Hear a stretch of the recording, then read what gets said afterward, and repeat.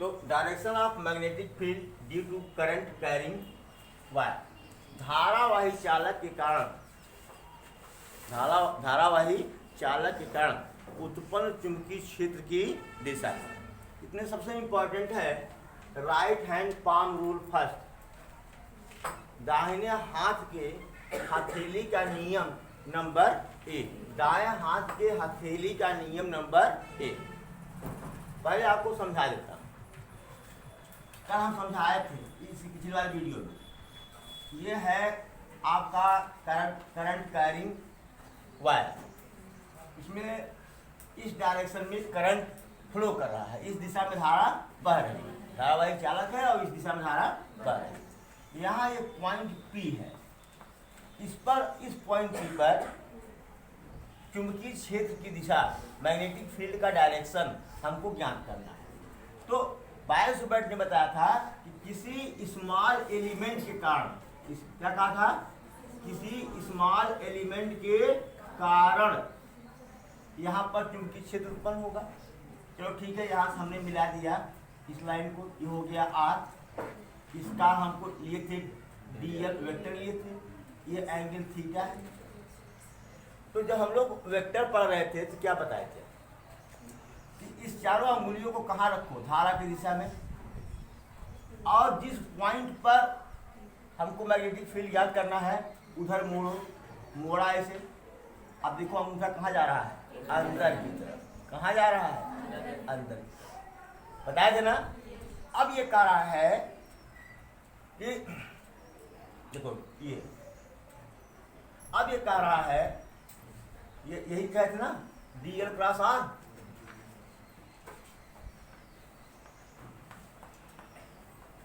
DL cross R।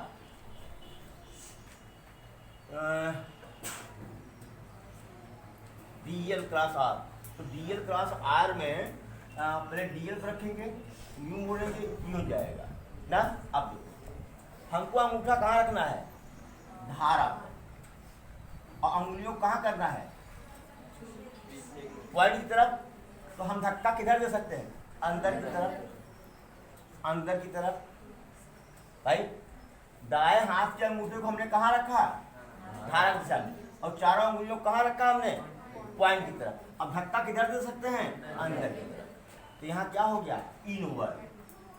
क्या हो गया, अंदर की तरफ, इनवर्ड। इनवर्ड को हम बताए थे ना, ऐसे दिखाते हैं। अच्छा चलो, मान लो एक पॉइंट P डैश यहाँ है, मिला दिया हमने, ये एंगल थीटा है, ध्यान दो। अब यहाँ क्या करेंगे, अब देखो, अब ऐसे रखेंगे, ये अंगूठा इधर, इधर धक्का किधर देंगे, बाहर की तरफ। तो यहाँ डायरेक्शन क्या होगा चुंबकीय क्षेत्र का, आउटवर्ड, बाहर की तरफ ना। और वैसे देखो क्रॉस प्रोडक्ट से, देखो हथेली को कहाँ रखा, धारा के साथ, ऐसे मोड़ा R की तरफ, तो ये कहाँ गया, बाहर। दोनों से दे सकते हो। इसको तो मैं इसलिए लिखा दिया, सिर्फ कभी कभी एक नंबर का क्वेश्चन पूछ लेता है, कभी कभी एक नंबर क्वेश्चन तो जानते तो रहोगे लेकिन लिख नहीं पाओगे। लिखा है if we keep our thumb of right hand in direction of current, यदि हम अपने दाएं हाथ के अंगूठे को धारा की दिशा में रखें,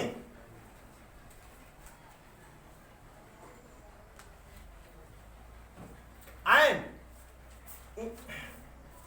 देखो यही है ना, तुम लोगों को हिंदी में बोलता हूं तो, एंड फोर फिंगर्स, चारों अंगुलियों को,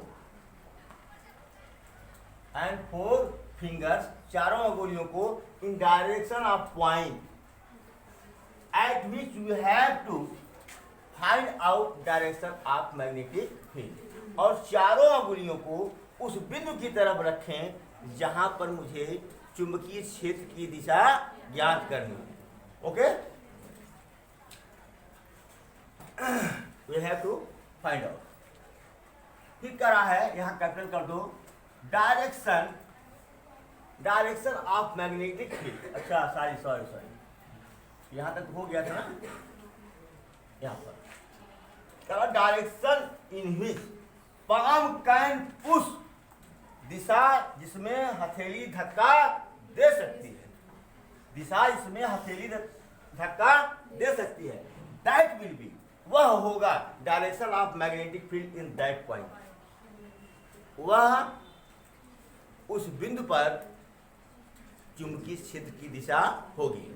फिर सुन लीजिए, यदि हम अपने दाएं हाथ के अंगूठे को धारा की दिशा में रखें और चारों अंगुलियों को उस बिंदु की तरफ रखें जिस पर हमको चुंबकीय क्षेत्र की दिशा ज्ञात करनी है, तब हथेली के धक्का देने की दिशा में, हथेली से धक्का देने की दिशा में उस बिंदु पर चुंबकीय क्षेत्र की दिशा होगी। Any problem? यहाँ समझा भी दिया आपको, नोट इट प्लीज। चलो बेटा, magnetic field due to finite current carrying wire, परिमित लंबाई के तार के कारण उत्पन्न विद्युत क्षेत्र। अब तो तार तो लिए थे, लेकिन बायो-सेवर्ट ने तार का एक एलिमेंट लिया था, तार का एक छोटा सा अवयव लिया था, उसके कारण किसी बिंदु पर क्या ज्ञात किया था? वह चुंबकीय क्षेत्र ना। अब हम पूरे तार के कारण किसी बिंदु पर चुंबकीय क्षेत्र ज्ञात करेंगे, तो बट नेचुरल है कि मूल तो बायो-सेवर्ट साहब ने दे ही दिया था, केवल मैथमेटिक्स नहीं अप्लाई किया। अगर बायो-सेवर्ट साहब गणित लगा दिए होते, ठीक ना, तो तुरंत का तुरंत यह भी श्रेय खुद ले लेते, लेकिन ऐसा नहीं हुआ। आज हम लोग गणित लगाते हैं जो पढ़े हैं।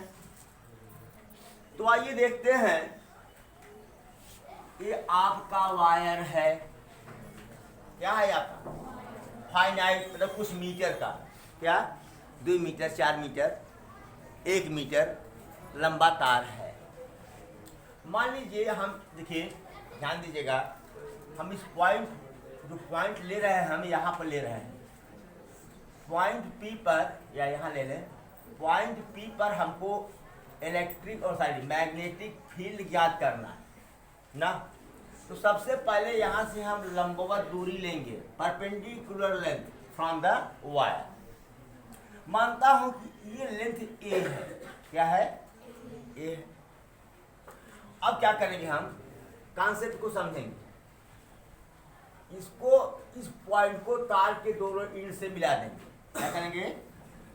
क्योंकि पूरे तार के कारण हमको क्या करना है, इस बिंदु पर चुंबकीय क्षेत्र ज्ञात करना है।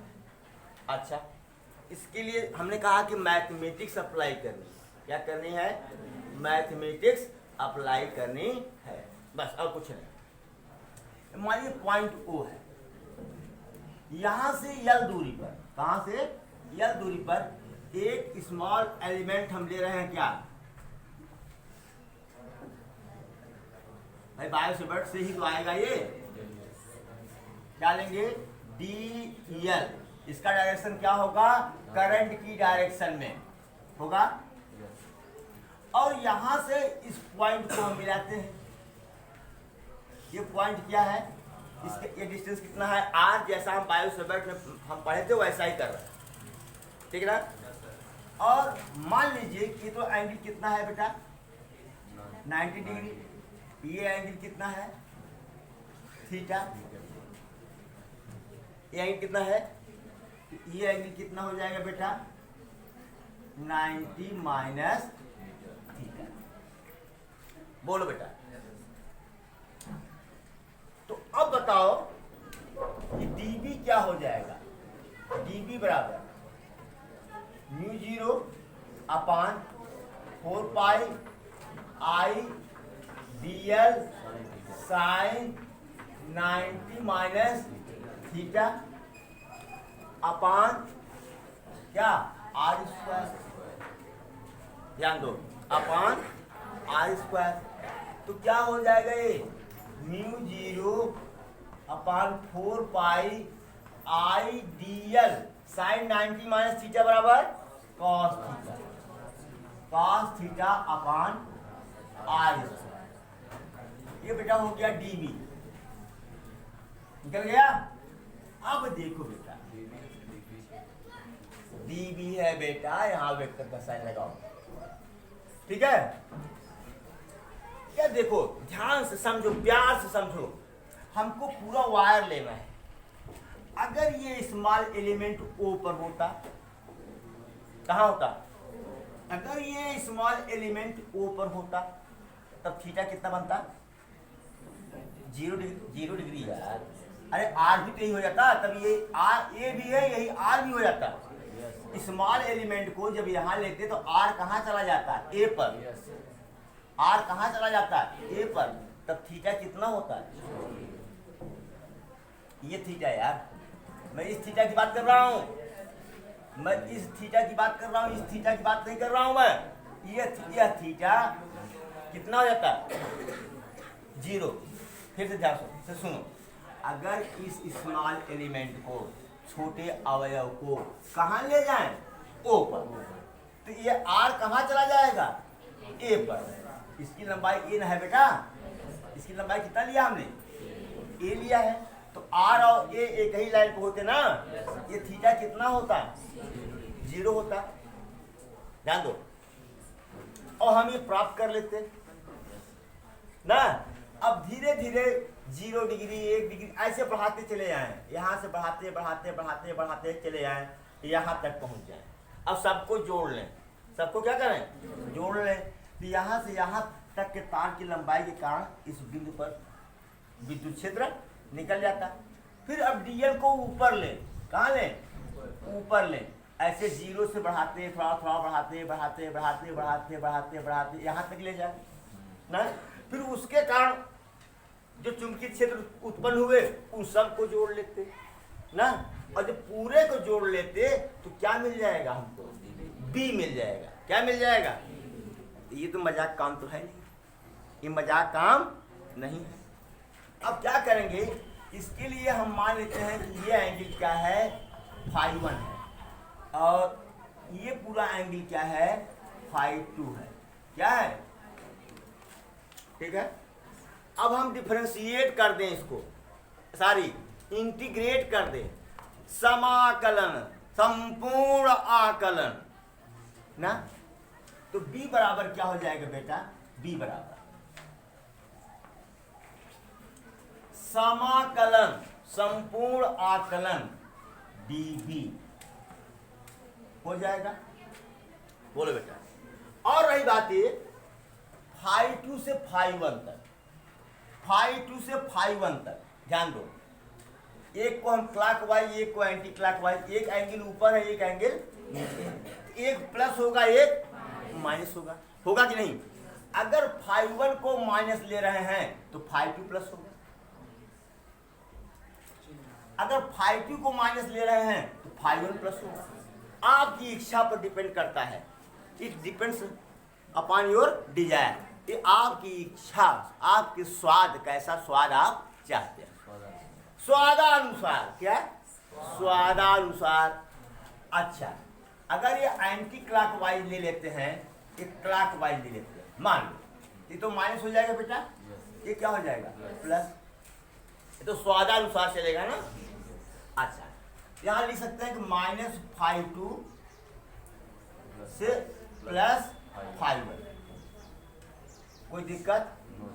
अब कुछ नहीं करना, तो दो कैलकुलेशन करके सीधा इंटीग्रेट कर दो।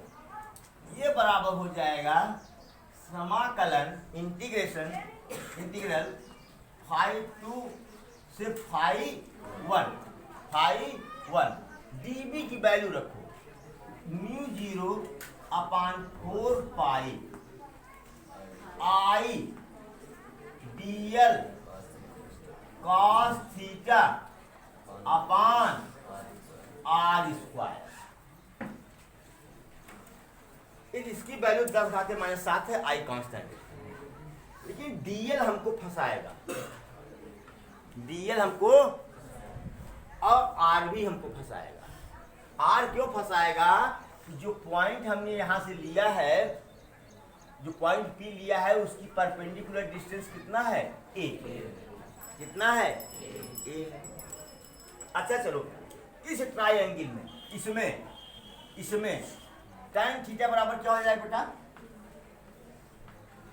परपेंडिकुलर अपॉन बेस, लंब बटे आधार। तो लंब क्या हो जाएगा? ये यल, और आधार क्या हो जाएगा? ई ना। तो यल बराबर क्या हो जाएगा बेटा? ए tan थीटा। यल बराबर, अब क्या करोगे?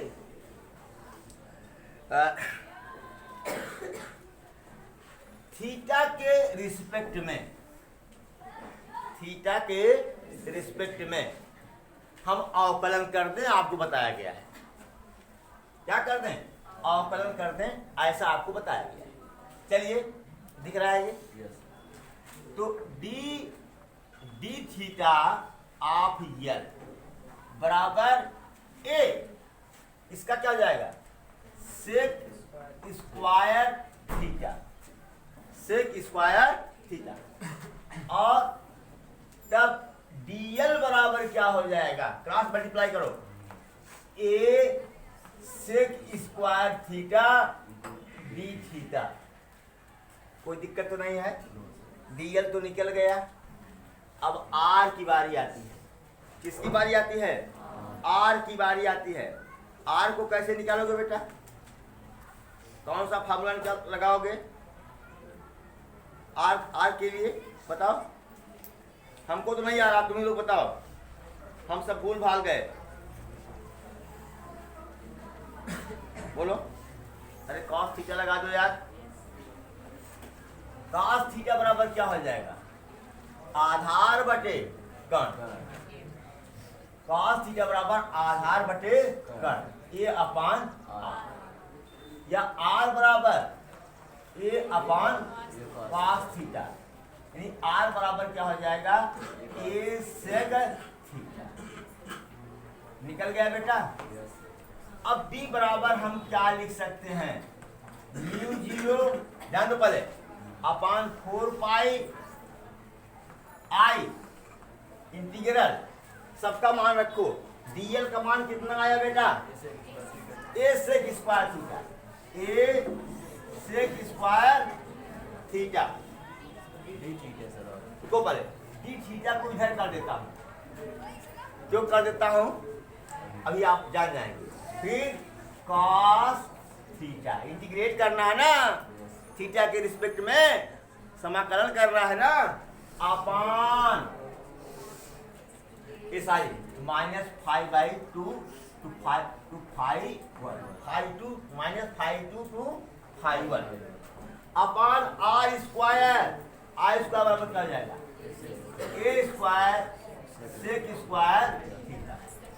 ए तो कट गया बेचारा, ए स्क्वायर अपान ए स्क्वायर, तो 1 अपान ए हो जाएगा।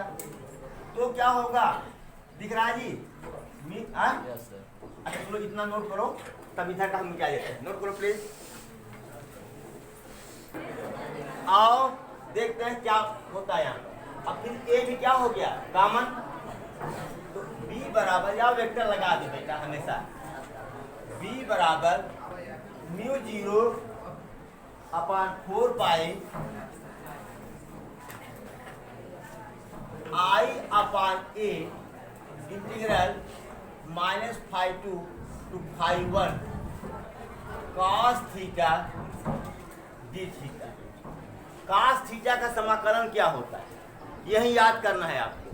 साइन थीटा क्या होता है? Sine theta. इसका समाकलन, इसका इंटीग्रल क्या होता है? Sine theta. अभी तो मैथ्स वाले भी नहीं बेचारे पढ़े हैं इसको।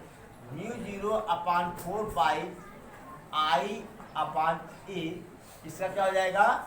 cos theta. अब सॉरी यार, साइन थीटा। साइन थीटा बता रहे हैं, लिख रहे हैं cos थीटा। ये हो गया।